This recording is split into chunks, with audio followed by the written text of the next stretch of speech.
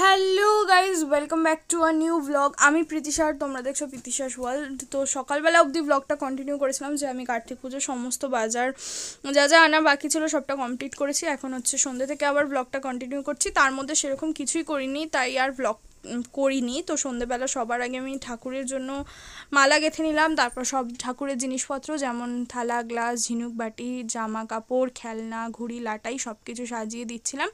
আর একটা এমনি আর্টিফিশিয়াল আর কি মালা এনেছিলাম ঠাকুরের জন্য, সেইটা আগে সুন্দর করে পরিয়ে দিলাম। তো তারপরে এই যে দেখতে পাচ্ছ একটা লাটাই এনেছি, আর ওই যে ওপরে দেখতে পাচ্ছ যে ওখানে ঘুড়িটা রাখা আছে। এরপর দরজায় একটু ফুল ঝুলিয়ে দিয়ে মানে টানিয়ে দিয়ে আর কি। তারপরে এখানে ফল কাটতে বসেছি আমি, আর এইদিকে মা খিচুড়ি আর আলুর দমের প্রিপারেশন করছিল। তো এখানে রোহিতের ওপর একটু রেগেই গিয়েছিলাম যে আমিও উপোস করে আছি, তুমিও উপোস করে আছো, আমি সব কিছু করছি আর তুমি বসে রয়েছো।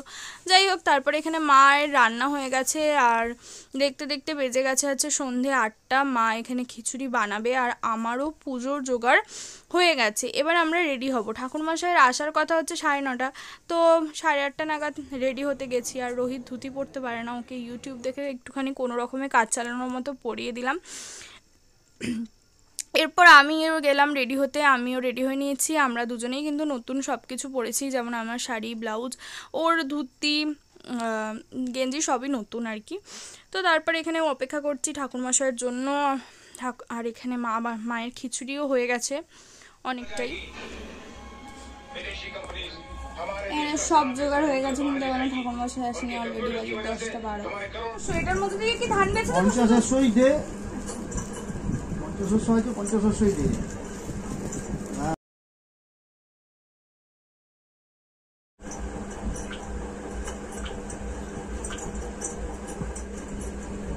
খেয়েছিলি তো কিছু দুজনে?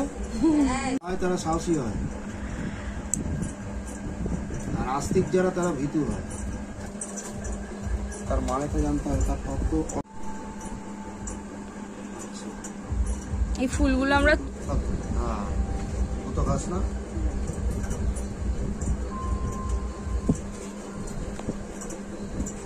নাম বল। প্রীতিশা মল্লিক। প্রীতিশা মল্লিক।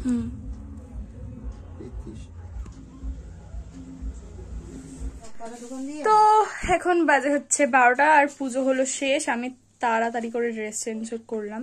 খাবো বলে না গো, খুব টায়ার্ড লাগছে বলে।